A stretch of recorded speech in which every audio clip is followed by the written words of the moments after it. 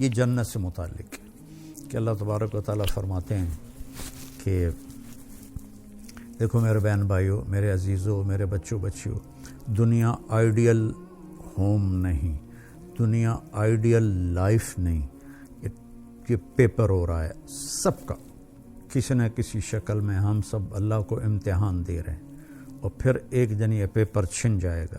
جیسے امتحان دیتے ہیں تو 3 گھنٹے کا ٹائم ہوتا ہے، تو جو ہی وہ ٹرن ہوتا ہے تو پیپر چھین لیا جاتا ہے۔ ہماری ٹرن ہے موت، موت کے ساتھ ہی ہم سے یہ زندگی کا پیپر چھین لیا جائے گا۔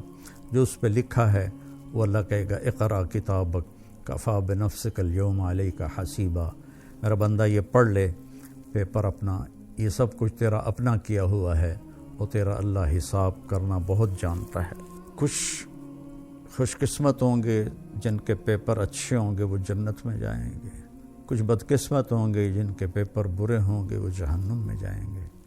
لوگ کہتے ہیں اپنی مرضی کی زندگی گزارو اور مزے کرو، اللہ کی قسم اپنی مرضی کی یہاں کوئی بھی زندگی نہیں گزار سکتا، چاہے وہ سلیمان علیہ السلام کی حکومت کا مالک ہو، قارون کے خزانے ہوں۔ یہ دنیا کا ڈیزائن ہی ایسا ہے کہ اپنی مرضی ٹوٹتی رہے گی، ٹوٹتی رہے گی، ٹوٹتی رہے گی۔ یزید بن عبد الملک 3 بر اعظم پہ حکمران تھا، عبد الملک کا بیٹا، اس کے بعد ولید آیا، اور اس کے بعد سلیمان آیا، پھر حضرت عمر بن عبدالعزیز رضی اللہ عنہ آئے، پھر عبد الملک کا بیٹا یزید آیا۔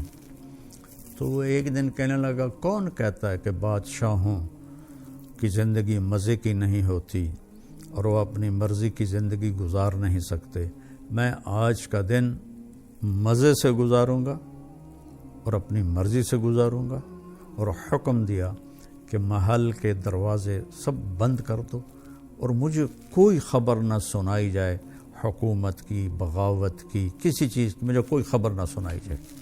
اور اس کی ایک باندی تھی حبابہ، وہ بہت حسین تھی، تو اس کو وہ لے کر اپنے محل میں بیٹھ گیا کہ آج کا دن میں حبابہ کے ساتھ مستی کروں گا۔ تو باتیں کرتے کرتے اس کو اپنی گود میں لٹا لیا، اور انگور پڑے تھے تو ایک دانہ اٹھاتا اور اس کے منہ میں ڈال دیتا، وہ اس کو کھا لیتی، پھر دوسرا دانہ اٹھاتا اس کے منہ میں ڈال دیتا، اس طرح کی ایک مزے کی شکل بنی۔ پھر ایک دانہ اٹھا کر اس کے منہ میں ڈالا تو اس کے حلق کے اندر جا کے پھنس گیا، تو اس کا کھانسی، سانس کھڑا، وہ دانہ نہیں نکلا، اور یہاں تک کہ وہ اس کے سامنے تڑپ تڑپ کے مر گئی، اور اس کا مرضی سے گزارنے والا دن سب سے زیادہ اس کے لیے خوفناک دن بن گیا۔ اتنا غمگین ہوا، 3 دن تک اس نے اسے دفن نہیں کرنے دیا، اس کی لاش سامنے رکھ کے بیٹھا رہا۔ تیسرے دن اس میں بدبو پڑنے لگی اور جسم گلنے لگا، تو پھر زبردستی اس کے رشتہ داروں نے، اس کے بھائی ہشام نے اسے چھین کر اس کو دفن کیا۔ تو مرضی کی زندگی یہاں نہیں، آگے ہے، جہاں یہ میں آپ کے سامنے آیت پڑھی ہے کہ وہاں موت ختم، بڑھاپا ختم، بیماری ختم، غریبی ختم، فقر ختم، غم ختم، دکھ ختم، ہر قسم کی نیند ختم، نیند بھی نہیں آئے گی، ہمیشہ جاگتے رہیں گے۔ تو اللہ فرما رہے ہیں کہ ان کو جب بھی کوئی پھل پیش کیا جائے گا تو وہ کہیں گے یہ تو ہم نے ابھی کھایا ہے، لیکن جب وہ کھائیں گے تو پتہ چلے گا کہ نہیں، یہ تو کوئی اور ہے، وہ تو اس کے مشابہ تھا جو پہلے کھایا تھا۔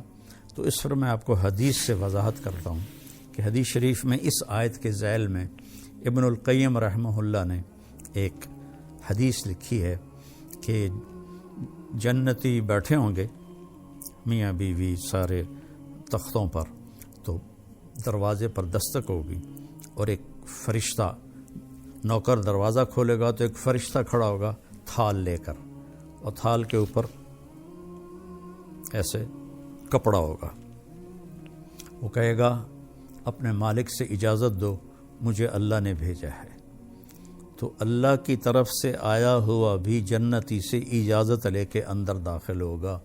یہ عزت و جلال و کمال کی بات۔ یہاں تو آج بادشاہ ہوتا ہے، کل پھانسی چڑھ جاتا ہے، تاریخ پڑھو کیا حال ہوا لوگوں کا. وہ اجازت دے گا تو آ کر اس کے سامنے ایسے تھال پہ رکھے گا. کہا جی یہ اللہ نے آپ کے لیے تحفہ بھیجا ہے. تو جب وہ ایسے اس سے کپڑا اٹھائیں گے تو کہیں گے او بھائی یہ تو ابھی کھایا ہے, یہ تو میری جنت کا پھل ہے, یہ تو میں نے ابھی کھایا ہے. تو وہ فرشتہ کہے گا کہ اللہ تعالیٰ فرما رہے ہیں کہ ذرا ایک ٹکڑا اس میں سے لے کر آپ چکھیں. تو بیگم صاحب بھی بیٹھی ہیں, میاں صاحب بھی بیٹھے ہیں, تو وہ اس کو کاٹنے کی تو ضرورت نہیں پڑے گی, وہ ہاتھ لگائیں گے وہ کٹ کے ہاتھ میں آ جائے گا, اس کو منہ میں ڈالیں گے. بیگم نے بھی ڈالا, خامن نے بھی ڈالا. تو اگر میرے نبی نے فرمایا اس کی جنت میں, یہ آگے میں مثال کے طور پر عرض کر رہا ہوں, اگر اس کی جنت میں 10 کروڑ قسم کے پھل ہیں, ویسے تو کروڑوں شروڑوں کی وہاں کوئی گنتی نہیں ہے, لامحدود ہے, مثال دے رہا ہوں, اگر اس کی جنت میں 10 کروڑ قسم کے پھل ہیں, ہر پھل کا ذائقہ مزہ الگ ہے. ہم ابھی افطاری میں چاٹ بنے گی, ہر گھر میں بنے گی, تو جب وہ 4 5 6 چیزیں ملتی ہیں تو وہ ذائقہ ہی کچھ اور ہو جاتا ہے, مکس ہو جاتا ہے. تو جب وہ اس کو منہ میں رکھیں گے تو ان کی جنت میں جتنے پھل ہیں ہر پھل کا ذائقہ الگ الگ الگ اس ایک لقمے میں اللہ انہیں محسوس کروائے گا, اور پھر آواز آئے گی وَأُتُوا بِهِ مُتَشَابِهًا, میرے بندے یہ اس کے مشابہ تھا, یہ وہ نہیں تھا جو تم کہہ رہے تھے. اور پھر مزے کی بات اس سے اگلی کہ دنیا کی سب سے بڑی نعمت عورت ہے مادی نعمتوں میں, اور عورت کے لیے سب سے بڑی نعمت مرد ہے مادی نعمتوں میں. تو یہاں ہم سب پیشاب پخانے میں بھرے ہوئے ہیں, ہر ایک کے ساتھ پیشاب بھی لگا ہوا ہے, پخانہ بھی لگا ہوا ہے, بیماری بھی لگی ہوئی ہے, موت بھی لگی ہوئی ہے, بڑھاپا بھی لگا ہوا ہے.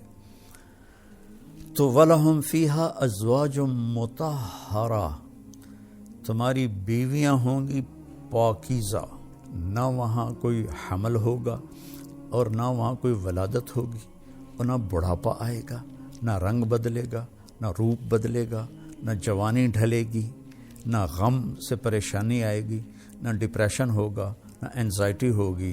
خوشیاں خوشیاں, پاکیزہ, خوشبودار. اللہ تعالیٰ جنت کی عورت, دنیا کی عورت کو جنت کی عورت سے 70,000 گنا زیادہ خوبصورت بنائے گا جنت میں.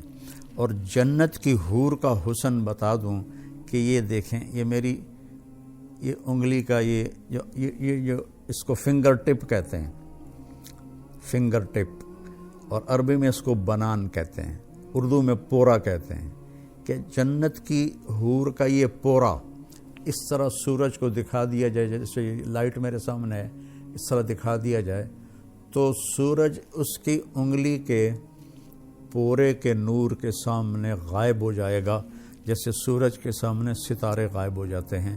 تو ایمان والی عورت کا حسن کیسا ہوگا, جو کبھی ڈھلتا ہی نہیں, کبھی ڈھلے گا نہیں, کبھی خواہشیں نہیں مٹیں گی. اب تو یار بوڑھے ہو گئے, اب تو کچھ ہوتا نہیں. تو ایک جگہ میں بیٹھا تھا, کافی پرانی بات ہے, تو ایک صاحب کے سامنے قورمہ آیا, وہ بوڑھے ضعیف تھے, تو میں پاس بیٹھا تھا, میں اس وقت کوئی 34-35 سال کا تھا. تو انہوں نے قورمہ اپنے سامنے سے ہٹا کر نا میرے سامنے رکھ دیا, اور کہنے لگے لو بھائی کھاؤ, ہمارے تو کھانے کے دن بھی گئے اور نہانے کے دن بھی گئے. تو وہاں ایسا کبھی نہیں ہوگا, کبھی نہیں ہو, اور ویسے نہانے کی ضرورت بھی نہیں پڑے گی. تو وَهُمْ فِيهَا خَالِدُونَ, سب سے بڑی دولت ہمیشہ ہمیشہ ہمیشہ ہمیشہ. کبھی کبھی میں سوچتا ہوں نا کہ نو اینڈ, کوئی انتہا نہیں. یہ کھوپڑی میری ایسے ایسے ہلنے لگتی ہے, چونکہ ہمارا دماغ تو لمیٹڈ سوچتا ہے, کھلا نہیں سوچ سکتا ہے. ہم فیہا خالدون, کروڑوں سال کے بعد بھی وقت آف ہو جائے گا, وقت کا سوئچ آف ہو جائے گا. جیسے معراج پر جاتے ہوئے اللہ نے پوری دنیا میں ٹائم سوئچ آف کر دیا, تو آپ 7 آسمان, جنت, دوزخ, عرش, فرش, لوح, قلم, کرسی اور اللہ تک کا دیدار کر کے آئے, اور واپس آئے تو بستر ویسے ہی گرم تھا، تو اللہ تعالیٰ وہاں وقت کو آف کر دے گا۔ تو یہ 2 پہلے پارے سے میں نے آیات چنی تھی آپ کی خدمت میں پیش کرنے کے لیے۔ میرے نبی نے فرمایا کہ اطلب الجنت جہدکم، جنت کمانے کے لیے پوری جان لگا دے، وَاہْرَبُوا مِنَ النَّارِ جَہْدَكُمْ، اور جہنم سے بچنے کے لیے پوری جان لگا دے۔